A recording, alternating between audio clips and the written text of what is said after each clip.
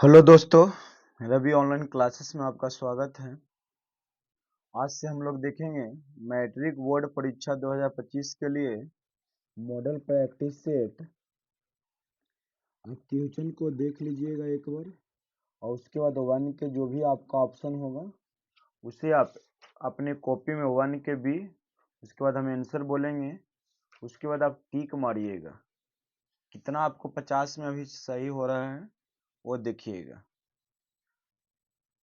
पहला क्वेश्चन है, राजशेखर का प्रमुख काव्य ग्रंथ कौन सा है। अब पढ़े थे, राजशेखर का प्रमुख काव्य ग्रंथ कौन सा है। काव्य प्रकाश, काव्य मीमांसा, साहित्य दर्पण, कूटनीमत। तो काव्य मीमांसा राजशेखर का काव्य ग्रंथ है। ऑप्शन नंबर बी राइट होगा। अलस कथा, अलस कथा सॉरी अलस साला में आग कब लगाई गई। जो हमारे अलस साला में आग लगाई गई थी वो कब लगाई गई थी। रात में, दिन में, जब जब सब सो रहे थे, जब सब भोजन कर रहे थे। तो अलस साला में आलसियों को जांचने के लिए, आलसी पुरुष को जांचने के लिए जब सो रहे थे तब आग लगाई गई थी। क्वेश्चन नंबर 3 देखिएगा। समाज की गाड़ी कैसे चलती है। पुरुषों से, नारियों से, पुरुष और नारियां दोनों से, बच्चों से। तो समाज की गाड़ियां पुरुष और नारियां दोनों से चलती है। पुरुष और नारियां दोनों से चलती है। क्वेश्चन नंबर 4 देखिएगा। विभिन्न जाति और धर्म के लोग भारत में कैसे रहते हैं। विभिन्न जाति और धर्म के लोग भारत में कैसे रहते हैं। एकत्व भाव से, वैमनस्य भाव से, शत्रुत्व भाव से, कपट भाव से। तो भारत में विभिन्न जाति के और धर्म लोग एकत्व भाव के साथ मिलजुल कर भारत में रहते हैं। पुंसवन संस्कार कब होता है। पता है, संस्कार चैप्टर में पढ़े थे।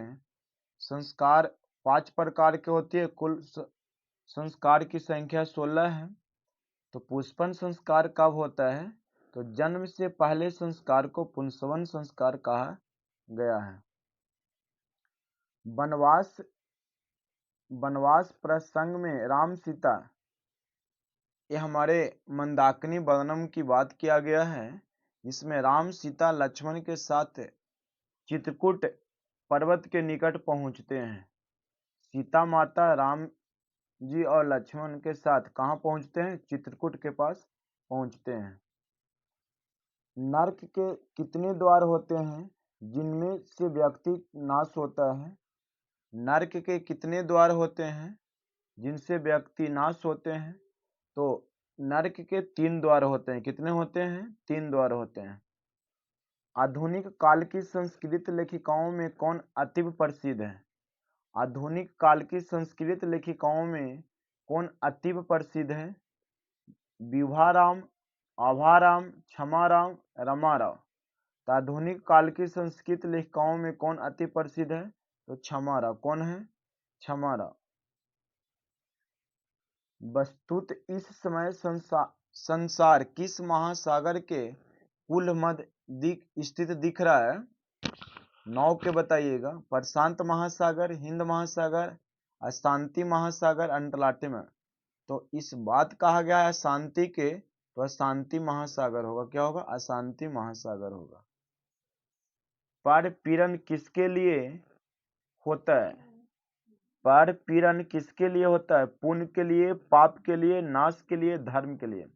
मतलब आपको पीड़न किस लिए होता है। तो पाप कीजिएगा तो आपको पीड़न महसूस होगा। सर, पटना का इतिहास कितना साल पुराना है।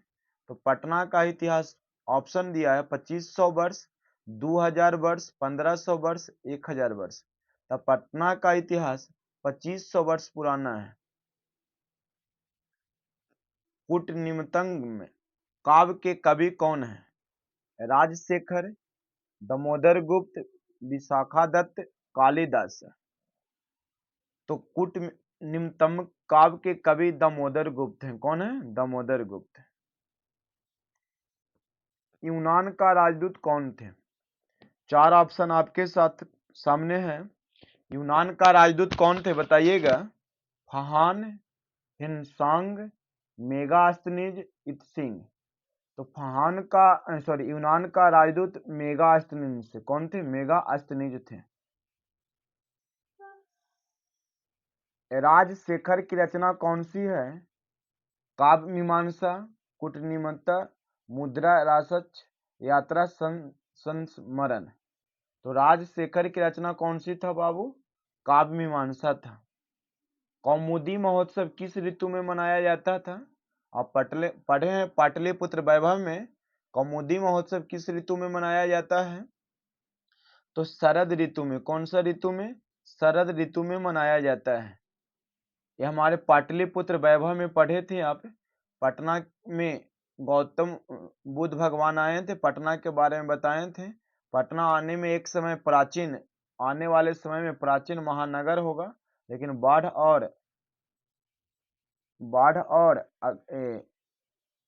बाढ़ से प्रभावित रहेगा। आचार का हनन किससे होता है? सॉरी, यहाँ पे आचार नहीं, आचरण होगा। आचरण का हनन किससे होता है? अलक्षण से, सुलक्षण से, काम से, क्रोध से। तो आचरण का हनन अलक्षण से हनन होता है। वागदान किस संस्कार में होता है छोटू? वागदान किस संस्कार में होता है बताइएगा? 17 को। तो वागदान नहीं है, कन्यादान होगा। क्या होगा यहाँ पे? क्या लिखा होगा? कन्यादान किस संस्कार में होता है?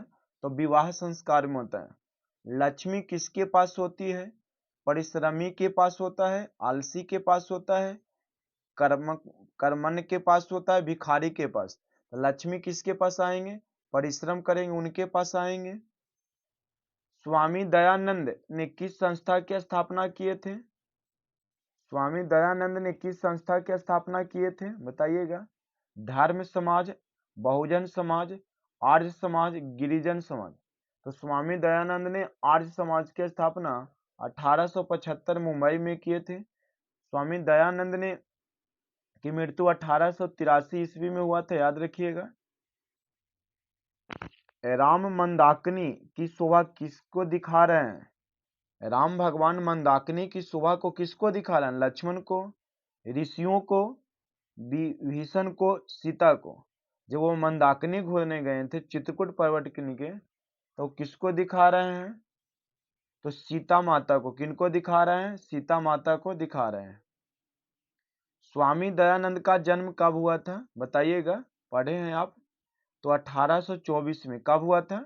गुजरात के टंकारा नामक ग्राम में। कहाँ हुआ था छोटू? गुजरात के टंकारा नामक ग्राम में।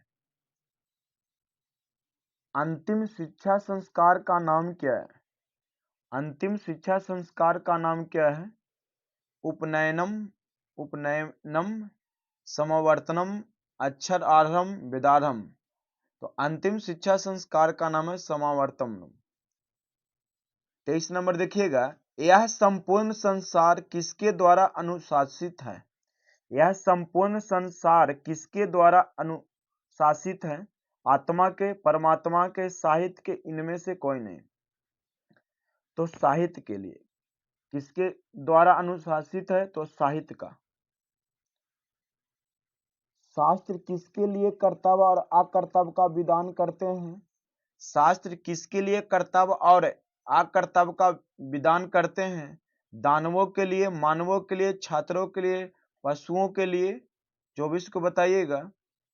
तो शास्त्र किसके लिए कर्तव्य अकर्तव्य का विधान करते हैं? तो मानवों के लिए। किसके लिए? मानवों के लिए। प्राचीन काल में शिष्य को क्या कहते थे? अंतेवासी, ब्रह्मचारी, छात्र, इनमें से कोई नहीं। तो प्राचीन काल में शिष्य को ब्रह्मचारी कहा जाता था। क्या कहा जाता था? ब्रह्मचारी कहा जाता था। शास्त्र मानवों को किसका बोध कराता है? शास्त्र मानवों को किसका बोध कराता है? हर्तव्य, धर्तव्य, कर्तव्य, कर्तव्य, मंतव्य। तो 26 बताइएगा, तो किसका बोध करवाएगा? Option number C right answer होगा, कर्तव्य का होगा। बैर से बैर का समन क्या है? बैर का समन क्या है? संभव, असंभव, नंभव, संभव। तो बैर से बैर असंभव होगा, option number B right answer होगा। नदियां और रूप को छोड़कर, नदियां नाम और रूप को छोड़कर किसमें मिलती है? नदियां नाम और रूप को छोड़कर किसमें मिलती है? तो समुंदर में मिलती है। कहाँ मिलती है? समुंदर में। महान से भी महान क्या होता है छोटू? महान से भी महान क्या होता है? आत्मा, देवता, ऋषि, दानव। तो महान से भी महान कौन है? आत्मा है, ऑप्शन नंबर ए होगा। किसकी विजय नहीं होती है?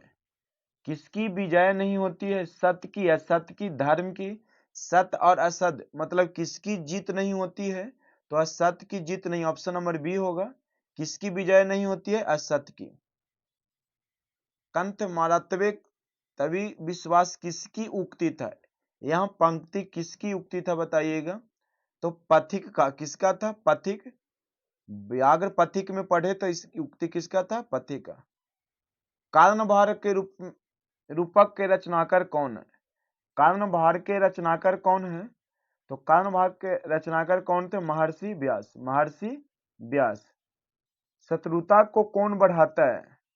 शत्रुता को कौन बढ़ाता है? स्वार्थ, परमार्थ, परोपकार, अहिंसा। तो ऑप्शन नंबर ए हो जाएगा, स्वार्थ बढ़ाता है, याद रखिएगा। बृहत संहिता के रचनाकार कौन है? बृहत संहिता के रचनाकार कौन है? 34।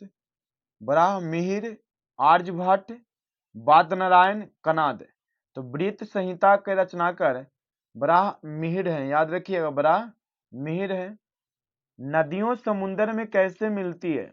बताइएगा, नदियों समुद्र में कैसे मिलती है? बताइएगा, कमेंट करके उत्तर बोलते रहिएगा। 35 की डी, 36 की भी ऐसे बोलिएगा। 35 की क्या होगा? डी। ऋषियादि प्रणीत को क्या कहते हैं? 36। तो क्या कहा जाता है? कृतक कहा जाता है। क्या कहते हैं? कृतक। मीमांसा दर्शन के रचनाकार कौन है? मीमांसा दर्शन के रचनाकार कौन है? जैमिनी, पाणिनि, पराशर, सुश्रुत। तो मीमांसा दर्शन की याद रखिएगा, जैमिनी रचनाकार थे। कौन थे? जैमिनी। प्राचीन काल में शिष्यों को क्या कहा जाता था? छात्र, ब्रह्मचारी, धनुर्धारी, अंतेवासी। तो ब्रह्मचारी कहा जाता था। नीति श्लोक पाठ किस ग्रंथ से संकलित है? नीति श्लोक पाठ किस ग्रंथ से संकलित है? तो विदुर नीति से। कहां से लिया गया है? याद रखिएगा, विदुर नीति से। नीति श्लोक पाठ किस ग्रंथ से लिया गया है? तो विदुर नीति से। स्वामी दयानंद के बचपन के नाम बताइएगा, क्या था? स्वामी दयानंद के बचपन का नाम क्या था? शंकर, शिव शंकर, मूल शंकर, उमा शंकर। तो स्वामी दया के बचपन का नाम क्या था? मूल शंकर। स्वामी दयानंद शिव, इनके परिवार शिव उपासक थे, लेकिन ये नहीं मानते थे। मंदाकिनी वर्णन पाठ में कवि कौन है? मंदाकिनी वर्णन पाठ के कवि कौन है? बताइएगा। 41। तो 41 के क्या होगा? वाल्मीकि। मंदाकिनी वर्णन पाठ के लेखक कौन है? तो वाल्मीकि है सर। व्याघ्रपथी कथा, व्याघ्रपथी कथा पाठ के रचयिता कौन है? विष्णु शर्मा, नारायण पंडित, दंडी, बाणभट्ट। तो व्याघ्रपथी पाठ के रचयिता नारायण पंडित है। यह हितोपदेश से लिया गया है। कर्णस दानवीरता पाठ किस ग्रंथ से संकलित है? कर्णस दानवीरता पाठ किस ग्रंथ से संकलित है? कर्णभार से, वासवदत्ता से, प्रतिमानाटक से, मृच्छकटिक से। तो कर्णभार से संबंधित है। किससे संबंधित? कर्णभार से संबंधित है। न्याय दर्शन के संस्थापक कौन थे? याद रखिएगा, मोस्ट इंपोर्टेंट क्वेश्चन है। कपिल, गौतम, कनाद। तो न्याय दर्शन के प्रवर्तक कौन थे? गौतम। कौन थे? गौतम थे।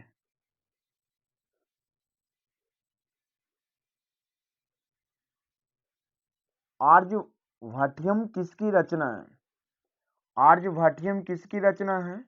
तो आर्यभट्ट की। किसकी है? आर्यभट्ट की। नीति श्लोक पाठ में परम श्रेय किसे कहा गया है? नीति श्लोक पाठ में परम श्रेय किसे कहा गया है? तो धर्म को। किसे कहा गया है? धर्म को। विनय किसका नाश करता है?